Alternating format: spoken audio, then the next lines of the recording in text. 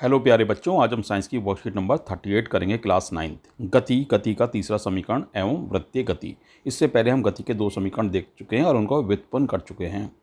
अब हम ग्राफीय विधि द्वारा वेग एवं स्थिति के बीच संबंध स्थापित कर गति का तीसरा समीकरण प्राप्त करेंगे, व्युत्पन्न करेंगे। एक समान त्वरण से चल रही किसी वस्तु का वेग समय ग्राफ लीजिए। अब बिंदु बी से एक्स अक्ष पर लंब बी सी खींचे।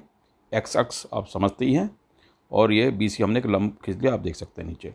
दिया गया ग्राफ एक ऐसी वस्तु के वेग के समय में 7 परिवर्तन को दर्शाता है जो एक समान त्वरण ए से चलती है।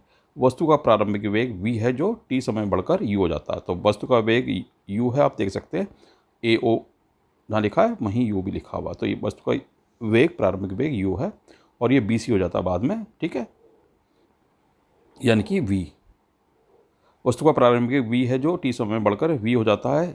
3 यहाँ प्रारंभिक वेग ओ ए द्वारा अंतिम वेग बी सी द्वारा तथा समांतराल टी ओ सी द्वारा प्रदर्शित किया जा सकता है, आप देख सकते हैं। ये हम जानते हैं कि वस्तु के द्वारा तय की गई दूरी वेग समय ग्राफ में निश्चित समय में ए बी के नीचे घिरे क्षेत्र ओ ए बी सी के क्षेत्रफल के बराबर है। इस प्रकार यहाँ वस्तु द्वारा तय की गई दूरी है ओ ए बी सी का क्षेत्रफल, यानी जो ट्रेपीजियम बनाया है ओ ए बी सी का क्षेत्रफल है ये, ठीक है।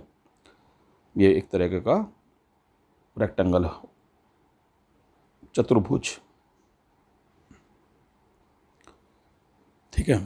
अब हम देख लेते हैं इस प्रकार इसका क्षेत्रफल निकालने का सीधा सा फॉर्मूला है कि दोनों साइडों को जोड़कर मल्टीप्लाई कर देते हैं बेस से, यानी ओ ए प्लस बी सी को जोड़ा और मल्टीप्लाई कर दिया बेस से ओ सी से, ठीक है, डिवाइडेड बाय 2। यहाँ ओ ए है क्या यू है और बी सी वी है और ओ सी टी है, तो इनकी वैल्यू रख देंगे यहाँ पर जो जो इनकी वैल्यू हैं, डिवाइडेड बाय 2। ये हमारा एक हमने समीकरण बना लिया। गति के पहले समीकरण क्या है, v is equal to U plus A T से t बराबर हो गया फिर हमारा u minus V minus U upon A. तो हम t की जगह ये रख लेंगे, जहाँ t है हमने ये रख लिया। तो हमारा ये हो गया s is equal to U plus V और v माइनस यू ब्रैकेट में अपॉन 2a। अब हाँ, आपको पता ही होगा कि 2a ऊपर से इधर आ गया, इसके साथ 2a ऐसे हो गया, और u प्लस वी ब्रैकेट में और v माइनस यू होते हैं V square minus U square. ये आपने मैथ्स में पढ़ा ही होगा। तो गति का हमारा तीसरा समीकरण आ गया। क्या ऐसी भी कोई परिस्थिति होती है जहां वस्तु की चाल समान तो हो परंतु त्वरण होता रहे? ऐसी परिस्थितियां एक समान वृत्तीय गति की अवस्था में होती है। यदि एक पत्थर को धागे से बांधकर एक ही स्थान पर खड़े रहकर समान गति से घुमाया जाए तो उसकी दिशा में लगातार परिवर्तन होता है परंतु उसकी चाल समान रहती है। इस प्रकार की गति को एक समान वृत्तीय गति कहते हैं। या आप देख सकते हैं कि दिशा में परिवर्तन हो रहा है, क्योंकि वस्तु तो सीधा जाती है, अगर आप धागे को छोड़ देंगे तो वो सीधा चली जाएगी, लेकिन वो घूम रही है क्योंकि उसकी दिशा में परिवर्तन हो रहा है। एक समान वृत्तीय गति, जब एक वस्तु वृत्तीय पथ पर एक समान चाल से चलती है तो उसकी गति को एक समान वृत्तीय गति कहा जाता है। उदाहरण है वृत्तीय पथ पर दौड़ता धावक, पृथ्वी के चक्कर लगाता सैटेलाइट, या फिर एक पत्थर को हाथ में बांध के घुमाना।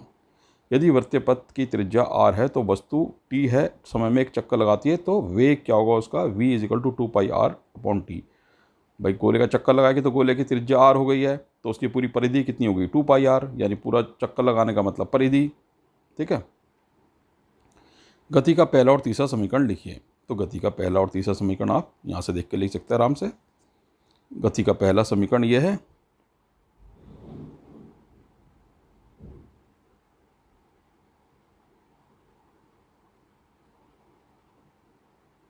और तीसरा समीकरण ये हो गया, ठीक।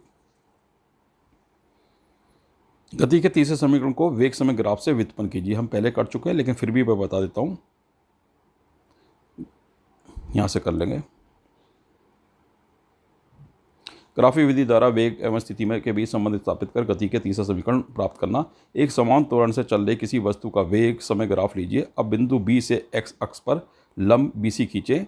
दिया गया ग्राफ एक ऐसी वस्तु के वेग में समय के साथ परिवर्तन को दर्शाता है जो एक समान त्वरण ए से चलती है। वस्तु का प्रारंभिक वेग u है, तो u है ये प्रारंभिक वेग, ये है प्रारंभिक वेग u है, इसे ए ओ से भी दर्शाते हैं, और अंतिम वेग bc है, ये bc है, जिसे आप v से भी दर्शा सकते हैं। तीसरा, यहाँ प्रारंभिक वेग ओ ए द्वारा अंतिम वेग bc द्वारा तथा समांतराल t ओ सी द्वारा प्रदर्शित किया जाएगा। समांतराल ये हो गया, ये t ये ओ सी द्वारा प्रदर्शित किया जाएगा। हम जानते हैं कि वस्तु के द्वारा तय की गई दूरी वेग समय ग्राफ में निश्चित समय टी में ए बी के नीचे घिरे क्षेत्र ओ ए बी सी के क्षेत्रफल के बराबर होता है। यानी जो वस्तु के द्वारा तय की गई दूरी जो होती है इसका क्षेत्रफल निकाल लेंगे तो आपको दूरी निकल जाएगी।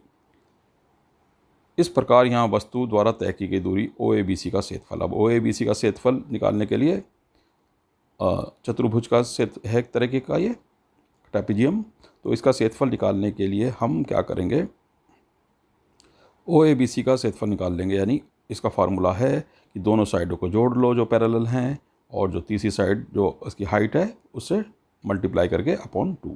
तो O A plus B C into O C divided by 2 ये अपने मैथ्स में करा होगा। तो यहाँ ओ ए तो गिवन है यू है और बी सी वी है और ओ सी टाइम है टी, तो इनको फार्मूले में रख लेंगे। यानी एस इज इक्वल टू होगा ओ ए की जगह आ गया यू और बी सी की जगह आ गया वी और ओ सी की जगह आ गया टी और 2 तो है ही। तो ये हमारा एक समीकरण बन गया। गति के पहले समीकरण ये मैंने सर्कल कर ही रखा है।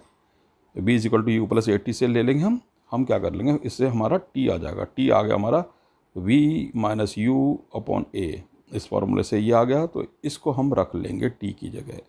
जब टी की जगह हमने इसको रख लिया तो हमारा ये आ गया S plus U plus V bracket में वी माइनस यू ब्रैकेट में, ठीक है, और 2a आ गया नीचे। गति का तीसरा समीकरण ये आ गया 2a के साथ ले आओ और u प्लस वी है और v माइनस यू है, यानी कि ये v square minus U square लिख सकते हैं, ठीक है। तो इस तरीके से आपने ये गति का तीसरा समीकरण व्युत्पन्न कर लिया। तीनों समीकरण व्युत्पन्न करेंगे तब आपको आसान लगेंगे, तीनों अलग अलग करेंगे तो दिक्कत आएगी।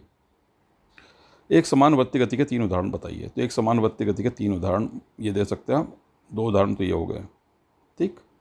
बढ़ते पथ पर दौड़ता धावक, पृथ्वी के चक्कर लगाता सैटेलाइट, बढ़ते पथ पर चलती हुई साइकिल, इस तरह से आप लगा सकते हैं। लेकिन ये उदाहरण यहाँ से दे दो। यदि एक पत्थर को धागे से बांधकर एक स्थान पर खड़े समान रखकर गति को लगातार घुमाया जाए तो वह क्या होगी, वृत्ताकार गति का उदाहरण हो गया, ठीक है। एक समान वृत्तीय गति होगा। यदि एक एथलीट 100 मीटर की त्रिज्या वाले ट्रैक पर एक चक्कर 1 मिनट में लगाता है तो उसकी चाल की परिकलन कीजिए। तो सीधा सा यह है कि भाई एक एथलीट 100 मीटर की त्रिज्या है तो हम उस एक चक्कर कितना होगा, एक चक्कर निकाल लेंगे 2 पाई आर होगा अपॉन टाइम से कर लेंगे उसकी डिवाइड। यानी आर दिया हुआ त्रिज्या हमारी 100 मीटर है, टाइम दिया हुआ 1 मिनट, इसको 60 सेकंड में कन्वर्ट कर लेंगे। और वी यानी कि वेग है, चाल इसकी है 2 पाई आर अपॉन टी, ठीक।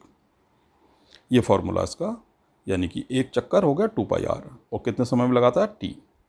तो इसको हम 2 तो 2 हो गया, पाई कितना होगा 22/7 रख लें या 3.14 भी इसकी वैल्यू है, और आर हो गया 100। तो 2 से 2 3 6 और 1 0 से 1 0 कट गई तो हमारा 220/21 आ गया। तो 10.47 मीटर पर सेकेंड। इस तरह से आपने छोटी सी वर्कशीट की। If you have any problem you can ask in comment section.